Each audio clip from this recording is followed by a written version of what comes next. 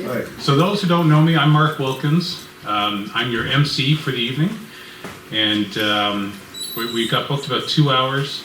That is the agenda for the evening. So I'm going to talk about a few things, but a couple housekeeping items first. Am I talking too loud? Is this like tinging or something? It's too quiet. Too quiet. Well, there you go. All right.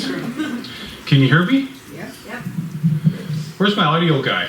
I cranked you up. Oh, did you crank me up? Thanks. But last time people moved the speakers, and that's what the tinning is. Oh, okay. Thanks, Wally. All right. Well, I'll try to talk loud. I usually do talk loud. So, you guys all found parking. That's awesome. Wonderful. There is coffee out there if you didn't notice. There's treats. There's pop. There's pizza. Thank you. Thank you. You're welcome. And my daughter made some wonderful muffins. If you noticed out there, they're green and gold. She's trying to get them into Mercantile colors, right? Green and gold. She's a sweetheart. So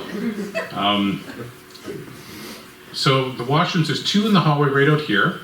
At the end of that hall, going out the side door, there's another little hallway, and there's washrooms there as well if you need them. Smoking, someone put a cup outside the side door. That's a great place to smoke. Please just don't flick your cigarettes around, if you don't mind. We will have a break halfway through. We are going to have question and answering sessions, if you will, throughout this. And just a couple words about what this is all about.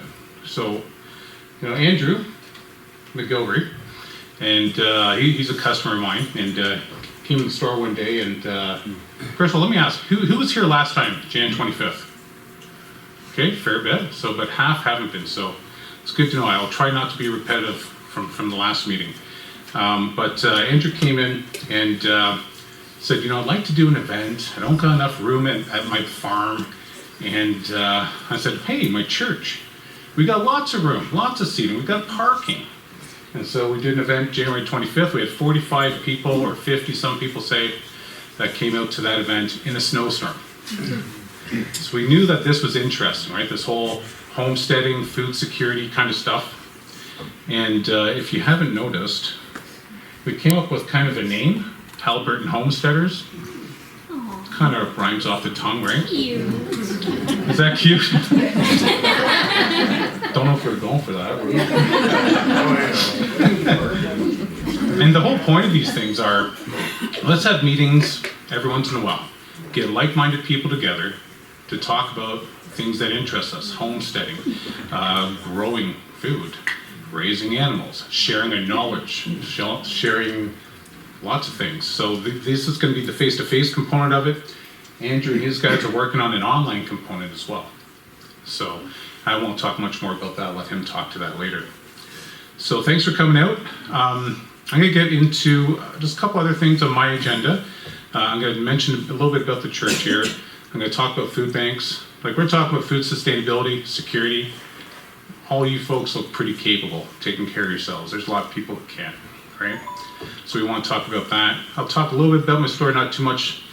And I do have some information I've gathered. I get a lot of questions about feed in the future, commodities, pricing, chickens. I get lots of conspiracy stories coming through my store. So I dug into some of those to try to bring some facts out for people.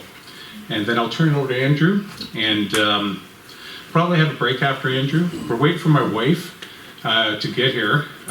She's Cindy Wilkins, if you didn't put two and two together. And we're going to let her talk for a few minutes. She's a very inspiring story. You'll see why in a few minutes. And then we'll turn it over to Andrew von Zuben, who's a homesteader extraordinaire, I would say. And he has a farm called Bedrock and Brambles, and you're going to love his story. And then we'll do lots of talking, and we'll try to figure out some action items out of this. We'll write those down, and then we'll try to get another meeting going on. So let's get into it. So, Kinmount Baptist Church, that's where you are if you didn't realize that, okay? I'm a deacon here as well. I sit on the board, and our pastor's here today. Bruce, can you just stand up for a second so everybody sees who you are?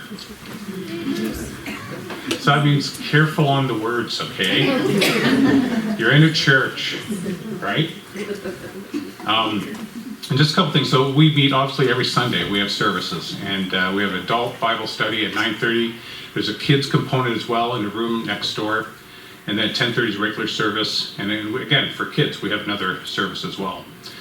Friday nights we have youth group. So kids between 12 and 18 years old can come here and have a lot of crazy fun. My son loves it. Tanya, Wally, can you guys stand up? I'm going to point you guys out.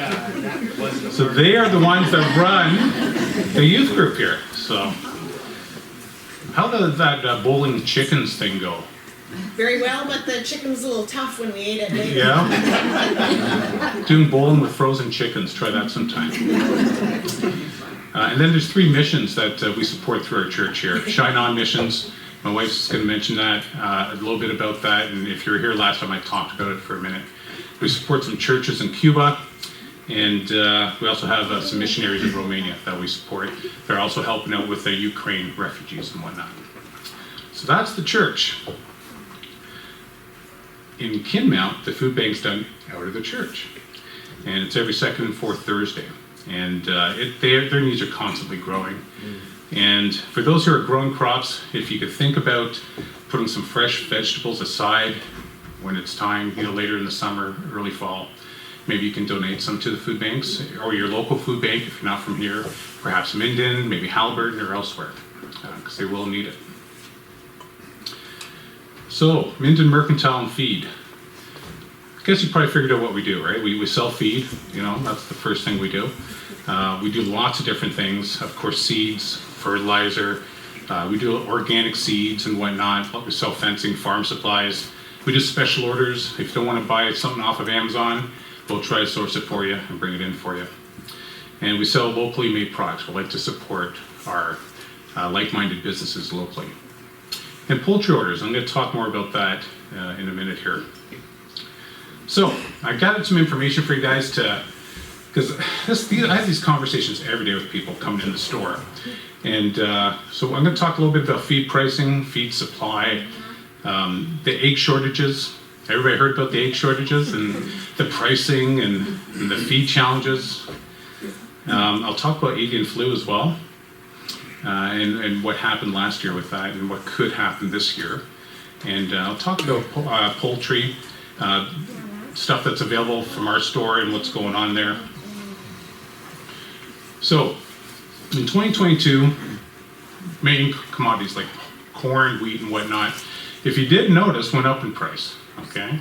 Anywhere from 10 to 20%.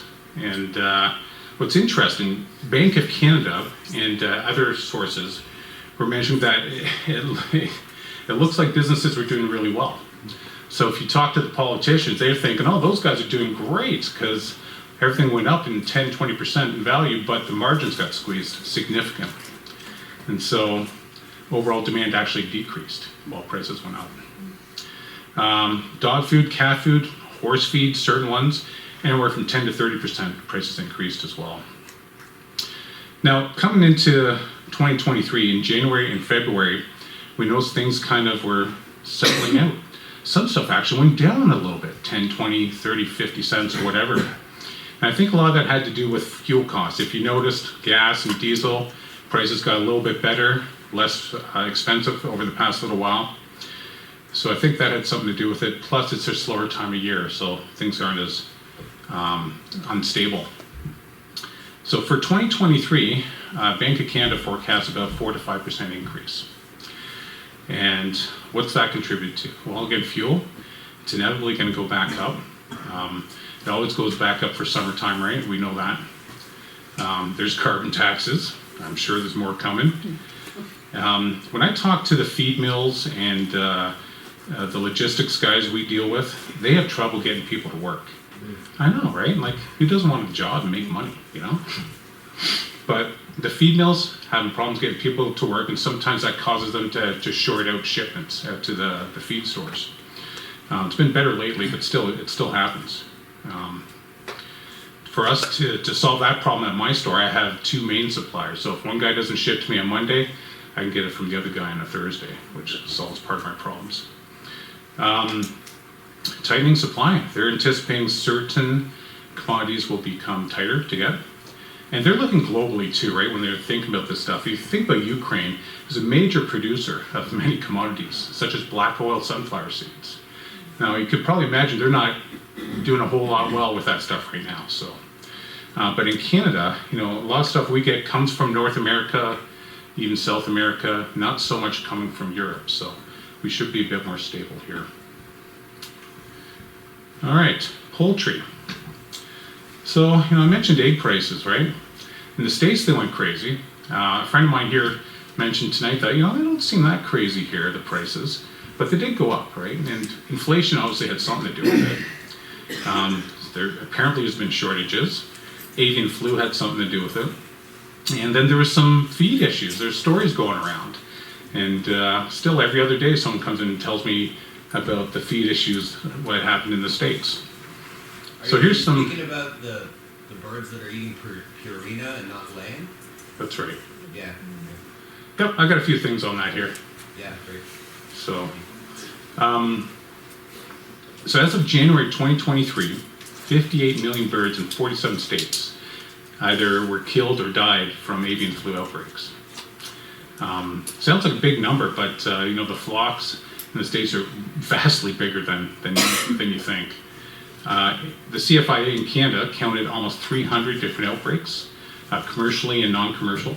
About 7.2 million birds were affected here. And for the hatcheries that we deal with, they have to get approval to transport the birds on their delivery days through different quarantine areas and whatnot. So last year, it was dicey, but our main hatchery phrase, they didn't lose any birds. They had farms near them and had to travel around their quarantine zones, but they're pretty good. A lot of the hatcheries that deal with waterfowl, they had a lot more issues because avian flu affects them worse, especially the domesticated birds. So we deal with feathered acres, and they lost a few different breeds, like the whole stock they had. So this year they cut back and they changed their schedule and whatnot, so a lot less availability from them, for example, as a result. And then talking about feed. So in the States, some farmers and big egg producers realized that their chickens weren't laying as many eggs as they should be. And there's two large feed factories or mills in the States that are actually owned by Purina. And they make a brand called Producer's Pride for TSC, Tractor Supply Corp in the States, which is PV Mart up here.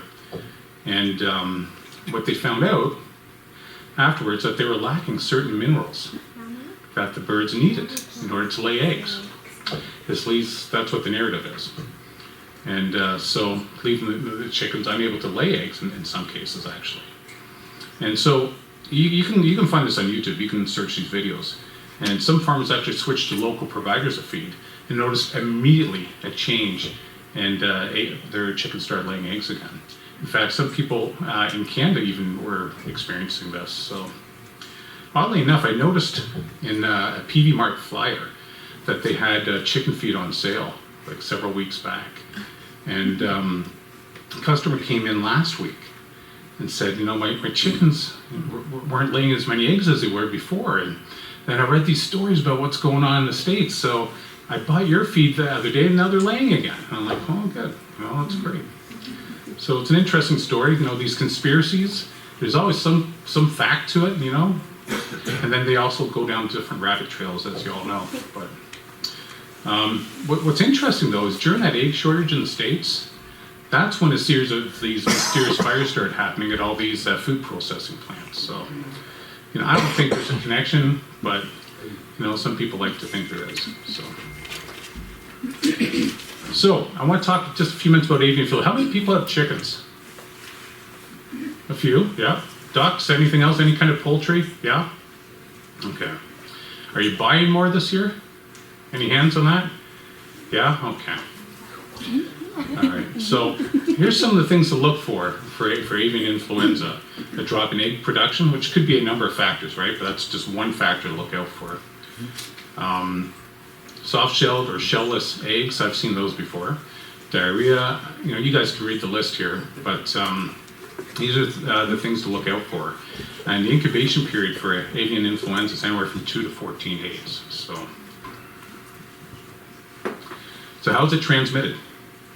Well, migratory birds, right? Birds going in the spring and leaving in the fall.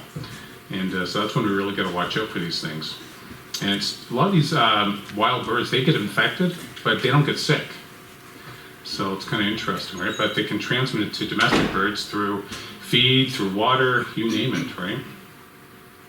So it's pretty important, I think, for you to keep that in mind and to keep your birds away from like ponds, things like that where wild birds go to, or bird feeders, for example. You don't want your chickens pecking around bird feeders if you can help it.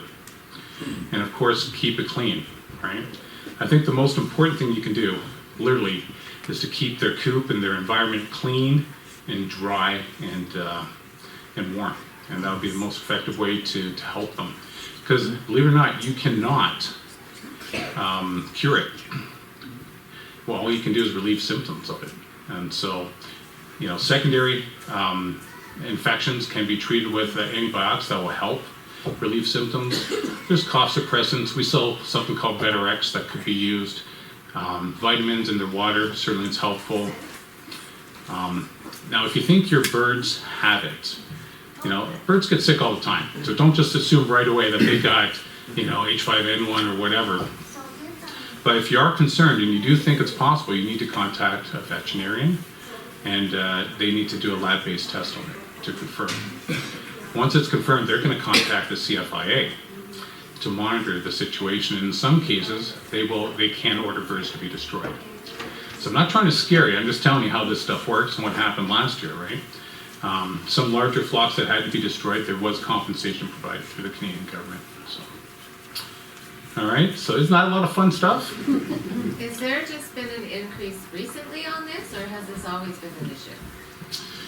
It's always been an issue, avian flu. It's just there's certain strains that have become, I guess, getting a lot more focused now because they don't want it transmitting to humans, right? Mm-hmm. And so they have to keep an eye on these things. Mm-hmm. And the situation, I think, is evident that since COVID, a lot more people are getting into backyard chickens, right? Raising their own animals. So this is becoming more of a concern for people, I think. So, other updates here. So we sell birds, if you didn't know. We already have over 100 orders for the first few days of delivery. And a lot of ready-to-lay birds are sold out with us. And so I just put some information on the screen there for you, if any of you are looking for birds. We don't make money off of ready-to-lay birds, just so you know. We kind of do it as a community service. Through Phrase, they also do turkeys, ducks, and pheasants as well. And I mentioned feathered acres earlier. They got several breeds of ducks. Guinea fowl, which are a crazy bird. If you don't know what they are, go Google them. It'll make you laugh. And then geese, of course. And we got all the stuff on the website. Just click on mindenmercantile.com and you'll see poultry orders at the top there. And that's all I had. Any other questions? Yes, sir. Did you do incubating for the chickens, or did you buy Curtis chicks readily available out of whatever lab they got going? So with Phrase, they do day olds. They deliver them basically one day after they're hatched. And so we don't incubate ourselves. Right. You can get incubated eggs through feathered acres for ducks and whatnot. I've never sold any, to be honest with you. No one's ever actually asked me for them.